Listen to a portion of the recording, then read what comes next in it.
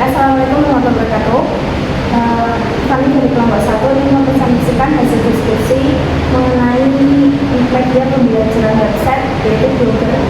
Nah, saya sendiri di sini sebagai moderator, nama saya Hendriania ini 2082438. Nah, di sini saya juga tidak sendiri, saya bersama rekan-rekan saya yaitu Mbak.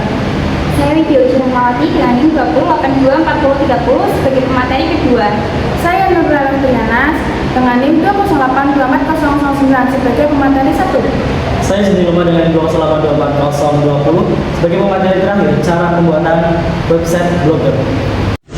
Definisi media pembelajaran berbasis website. Menurut Arsyad 2016, media pembelajaran adalah segala sesuatu yang dapat digunakan untuk menyampaikan pesan dalam proses pembelajaran sehingga dapat merangsang perhatian, minat, dan pemahaman peserta didik. Dan bisa juga diartikan sebagai media pembelajaran berbasis website merupakan media atau sarana belajar yang memanfaatkan halaman website sebagai platform utama untuk menyampaikan materi, informasi, dan interaksi pembelajaran kepada peserta didik. Dengan media ini dapat kita akses di semua penggunaan internet melalui komputer, laptop, atau perangkat seluler yang lain seperti smartphone, tablet, dan lain-lain. Yang selanjutnya itu ada ruang lingkup pembelajaran berbasis website. Itu ada 8 ya teman-teman. Yang pertama itu ada perancangan atau desain pembelajaran. Pada tahap ini guru atau pengembang merencanakan tujuan pembelajaran, strategis pengajaran, dan jenis aktivitas yang akan dilakukan siswa melalui website tersebut. Desain pembelajaran harus memastikan kegiatan belajar dengan jelas, mudah dipahami, dan sesuai kebutuhan siswa. Desain yang baik akan membuat pembelajaran lebih menarik dan terarah. Yang kedua itu ada pengembangan konten pembelajaran. Maksud dari konten ini adalah konten yang tersedia di website harus disiapkan secara sistematis, misalnya berupa materi teks, video, infografik, modul digital, atau kuis interaktif yang seperti biasanya dilakukan di mata kuliah Burisa. Terus tujuannya itu untuk mengembangkan konten dan memastikan siswa bisa memahami materi melalui berbagai cara sesuai gaya belajar mereka. Melalui konten pembelajaran juga perlu diperbarui secara berkala agar tetap relevan. Nah, yang ketiga itu ada pengelolaan platform atau sistem website.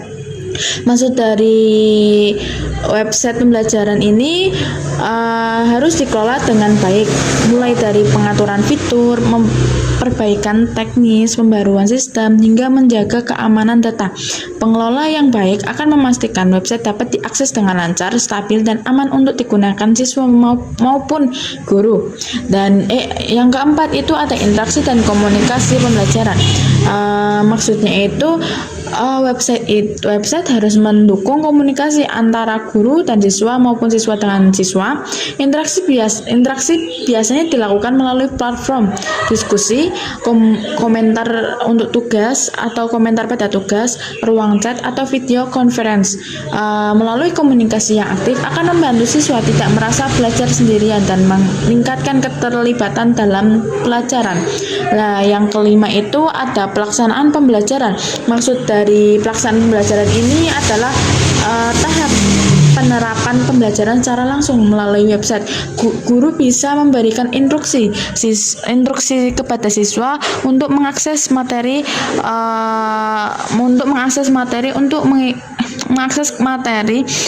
untuk ikut serta kegiatan belajar mengajar dan mengerjakan tugas secara online. Pada tahap ini tujuannya yang paling penting adalah memastikan siswa dapat mengikuti pembelajaran dengan jelas dan memiliki panduan yang memadai. Nah, yang keenam itu ada evaluasi pembelajaran. Guru menilai pemahaman siswa melalui kuis online, tugas digital, atau penilaian berbasis portofolio. Evaluasi ini tidak hanya menilai hasil belajar, tetapi juga keaktifan siswa selama proses pembelajaran di website tersebut. Selain itu, evaluasi bisa digunakan sebagai melihat efektivitas sistem pembelajaran dan melakukan perbaikan. Nah, yang ketujuh itu ada pengembangan kompetensi digital. Maksud pengembangan kompetensi digital ini ini merupakan pembelajaran berbasis website tidak hanya meningkatkan pengetahuan materi pelajaran, tetapi juga kemampuan siswa dan guru dalam menggunakan teknologi. Misalnya contohnya itu ada kemampuan mencari informasi online lewat digital lewat media-media online, terus ada mengelola file digital, membuat presentasi, seperti halnya membuat PPT di Canva, hingga berkolaborasi secara virtual. Dan yang terakhir itu ada integrasi sumber belajar tambahan. Maksud dari ini adalah pembelajaran berbasis website memungkinkan penambahan sebagai sumber seperti e-book, video pembelajaran, jurnal, simulasi online, dan link materi eksternal. Tujuan integrasi ini mampu membantu siswa mendapatkan wawasan lebih luas, tidak terbatas pada buku cetak dan materi dari guru saja. Baik, yang selanjutnya itu ada karakteristik pembelajaran berbasis website. Itu ada 8 ya. Yang pertama itu dapat diakses secara online. Website memungkinkan siswa mengakses materi dengan koneksi internet tanpa harus datang ke sekolah ataupun bertemu tatap muka. Siswa dapat belajar dari laptop, tablet maupun ponsel sesuai perangkat yang dimiliki. Selama ada jaringan internet, proses belajar tetap dapat berlangsung dengan aktif. Yang kedua itu ada bersifat interaktif. Website ini mampu menampilkan informasi, tetapi juga mendorong aktivitas siswa. Contohnya seperti dengan kuis, forum diskusi, pengumpulan tugas, dan video conference. Interaksi aktivitas siswa ini mampu membuat siswa lebih aktif terlibat dalam proses belajar ataupun bukan hanya menerima materi secara pasif. Yang ketiga itu ada menyajikan berbagai jenis media atau multimedia. Pembelajaran berbasis website ini memungkinkan penggunaan teks, audio, video, animasi hingga simulasi interaktif dengan variasi media. Siswa dapat memahami materi lebih mudah dan tidak cepat bosan. Hal ini juga memfasilitasi gaya belajar yang berbeda pada setiap siswa. Nah, yang kelima itu ada yang keempat itu ada fleksibel dan tidak terbatas ruang waktu. Siswa dapat belajar kapan saja dan di mana saja sesuai kebutuhan. Jika siswa ketinggalan pelajaran atau masih belum paham, mereka bisa dapat mengulang materi melalui website. Fleksibel kan? Lah, keunggulan utama yang dimiliki website ini dapat menghasilkan pembelajaran konvensional yang hanya berlangsung yang hanya digital maupun tidak digital maupun cara tatap muka. Yang kelima itu ada materi mudah diperbarui. Maksudnya itu guru atau pengelola website dapat memperbarui materi kapanpun sesuai pengembangan ilmu dan kebutuhan pembelajaran. Tidak perlu mencetak ulang buku ataupun modul fisik. Dengan materi yang selalu up to date, kualitas pembelajaran tetap terjaga. Nah, yang keenam itu ada navigasi terstruktur dan sistematis. Itu maksudnya website pembelajaran memiliki tampilan dan menu yang disusun rapi seperti daftar materi, tugas, kuis, dan forum. Navigasi yang terstruktur memudahkan siswa menemukan informasi yang dibutuhkan tanpa bingung. Hal ini mendukung pembelajaran yang lebih efisien. Nah, yang 7 itu ada mendukung penyimpanan dan pengelolaan data. Maksud dari website ini dapat menyimpan data siswa, nilai ujian, progres belajar, hingga rekapan tugas. Data ini bisa diolah secara otomatis. Tujuannya untuk membantu guru dalam menilai perkembangan siswa. Ini membuat proses administrasi pembelajaran lebih cepat dan akurat. Nah, yang terakhir itu ada media menyediakan ruang komunikasi. Maksud dari media menyediakan ruang komunikasi ini adalah website pembelajaran biasanya dilengkapi fitur komunikasi seperti forum diskusi, chat kolom komentar, atau video meeting. Fitur ini memungkinkan guru dan siswa tetap berinteraksi meskipun tidak bertemu langsung. Komunikasi membuat proses belajar lebih hidup dan mendukung kolaborasi antar siswa. Baik, yang selanjutnya itu ada definisi blogger. Blogger atau blogspot, yang biasa kita kenal itu blogspot, adalah platform blogging atau platform digital yang berbasis web yang memungkinkan pengguna atau guru siswa mampu membuat konten tertulis, multimedia, serta interaktif. Contohnya itu seperti contohnya seperti Masjid nih kan punya blog punya penulisan. Nah, itu penulisannya itu di dalam Blogger. Terus dia itu udah buat akun. Terus platform ini dapat diadaptasikan menjadi media pembelajaran karena fleksibel, mudah dapat dijangkau juga dalam menampilkan materi, tugas, dan interaksi. Menurut Nur Komariah 2016, blog yaitu salah satu media pembelajaran berbasis IT, yaitu Information and Communication Technology, yang dapat menciptakan pembelajaran yang aktif, kreatif, efektif, dan menyenangkan. Baik, materi yang selanjutnya yaitu kelebihan Blogger. Yang pertama, gratis dan mudah digunakan. Blogger adalah platform yang sepenuhnya gratis, jadi kita tidak perlu mengeluarkan biaya untuk membuat atau mengelola blog. Selain itu, tampilannya sederhana dan user-friendly, sehingga pemula sekalipun bisa langsung memahami cara memakainya. Yang kedua, mendukung berbagai jenis materi pembelajaran. Blogger bisa menampilkan banyak jenis konten seperti teks, gambar, video, audio, dan tautan. Ini membuat Blogger cocok untuk pembelajaran karena guru atau mahasiswa bisa mengunggah materi dalam berbagai bentuk sesuai kebutuhan. Lalu yang ketiga, akses fleksibel kapan saja dan di mana saja. Blogger berbasis online, jadi kita bisa mengakses dan mengedit blog menggunakan laptop maupun HP, kapan saja dan di mana saja. Cukup login dengan akun Google, semua data sudah tersimpan otomatis di cloud. Lalu yang keempat, tersedia fitur interaksi melalui komentar. Blogger menyediakan kolom komentar yang memungkinkan pembaca memberikan tanggapan atau bertanya. Fitur ini membantu pemilik blog membangun komunikasi dua arah dan membuat blog lebih hidup serta interaktif. Dan yang kelima, terintegrasi dengan layanan Google. Karena Blogger merupakan produk Google, platform ini terhubung dengan berbagai layanan Google lainnya seperti Google Drive, Google Foto, dan Google Analytics. Integrasi ini memudahkan dalam penyimpanan file, pemantauan trafik blog, dan meningkatkan keamanan akun.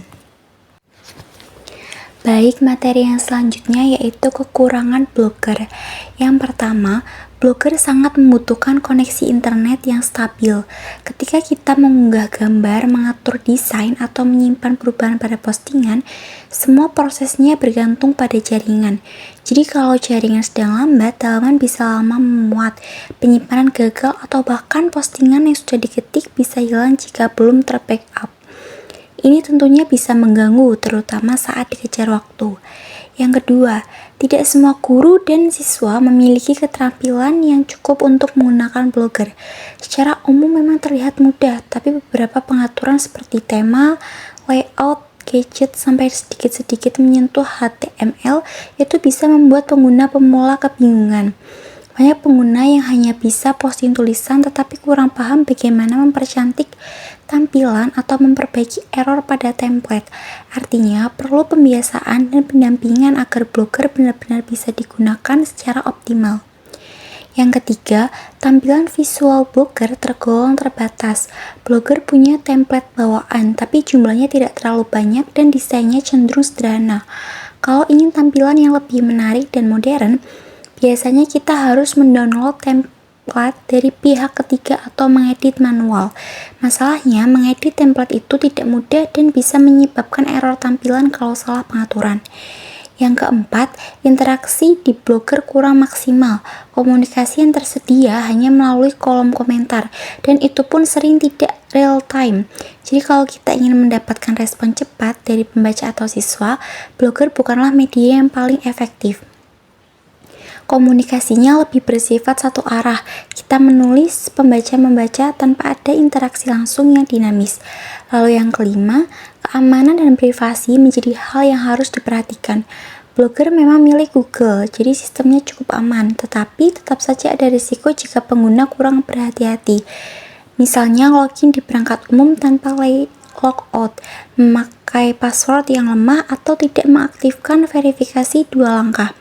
Selain itu, komentar spam dan serangan bot juga sering muncul jika tidak diatur dengan benar. P yang selanjutnya adalah kesimpulan. Media pembelajaran berbasis website adalah sarana belajar yang memanfaatkan halaman web untuk menyampaikan materi dan interaksi. Pembelajaran media ini memiliki ruang lingkup luas, mulai dari perancangan hingga evaluasi dan integrasi sumber belajar tambahan. Karakteristiknya yang fleksibel, interaktif, dan mudah dipahami, bisa diakses semua internet. Dan teknologi membuat pembelajaran lebih menarik dan efektif. Di sisi lain, media ini menawarkan berbagai kelebihan seperti kemudahan penggunaan, dukungan multimedia, dan akses yang dapat dilakukan di mana saja dan kapan saja. Meski demikian, ada pula kekurangan seperti ketergantungan pada internet, keterampilan penggunaan yang beragam, serta isu tampilan dan keamanan. Secara keseluruhan, pembelajaran berbasis website tetap menjadi pilihan yang relevan dan bermanfaat di era digital di zaman sekarang. Oke, pertama-tama kalian cari dulu, namanya adalah Blogger. Nah ini, setelah kalian temukan ini, kalian ketik aja blogger.com, ini ya teman-teman. Nah, nanti tampilannya seperti ini. Ini adalah judul buat nama blog Anda, misal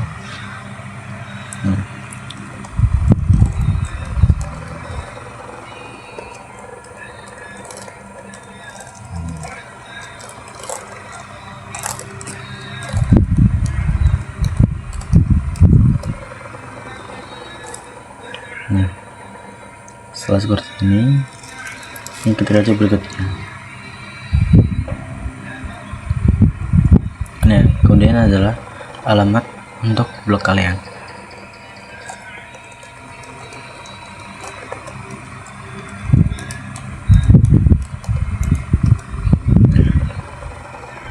Kalau misalnya masih ada alamat blog ini tidak tersedia, nah kalian bisa tambahkan pakai angka saja gitu ya.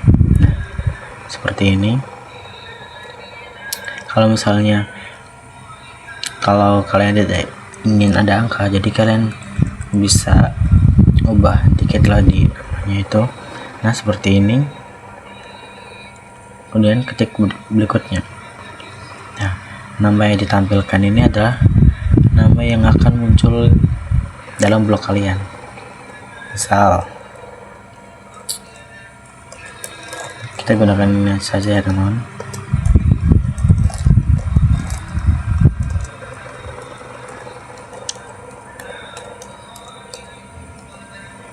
Oke, kita ketik selesai.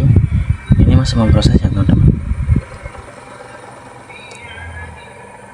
Nah, tampilannya akan seperti ini teman-teman. Kalau misalnya kalian ingin memposting baru, nih ketik saja postingan baru ya. Oke, kita bakal posting sesuatu ya teman-teman.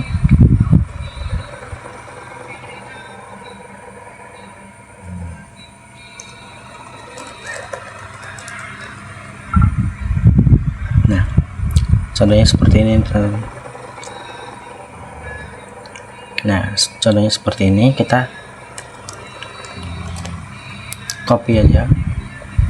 Nah, Kemudian kita masuk ke postingan baru.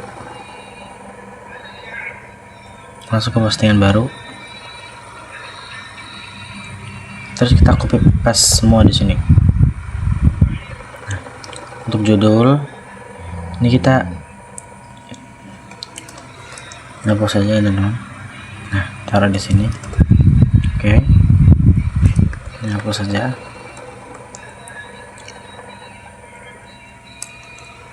Nah, setelah selesai nih kalian di sini ya teman-teman. Nah, tempel judul kalian di sini. Oke, setelah selesai, supaya menarik yaitu ditambahkan gambar teman-teman. Tambahkan gambar.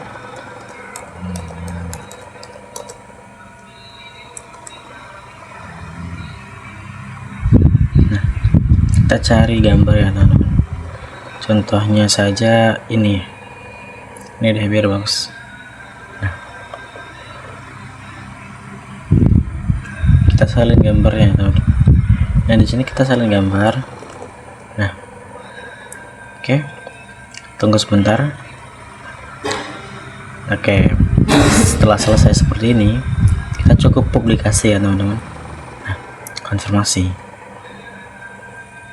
Oke, setelah selesai seperti ini sudah terpublikasi ya teman-teman. Nah, coba kita cari. Ini adalah suara anak Indo ya teman-teman. Tadi suara anak Indo blogspot. Suara anak Indo blogspot.com. Oke. Nah, tampilannya seperti ini teman-teman. Ini tampilan seperti ini. Ini sudah ada karya tulisnya. Tinggal kita ketik aja nih, baca selengkapnya. Nah, seperti ini teman-teman. Tapi ini masih dasar ya teman-teman. Ini kita bisa ubah di tata letak. Nah, kita bakal menggunakan tema ya teman-teman. Tema saja. Nah, kita banyak banget nih tema yang disediain dari pihak sananya. Kita bakal gunain yang cukup menarik ya teman-teman. Nah, contohnya saja ini. Kita bakal gunain ini. Terapkan.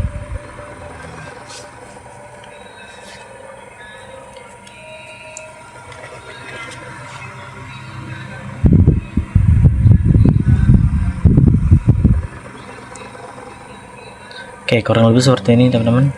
Coba kita cek. Nah, sudah berubah teman-teman. Nah, seperti ini. Gimana? Cukup mudah kan? Oke. Ini adalah tampilan blog kita ketika dicari. Seperti ini teman-teman. Oke.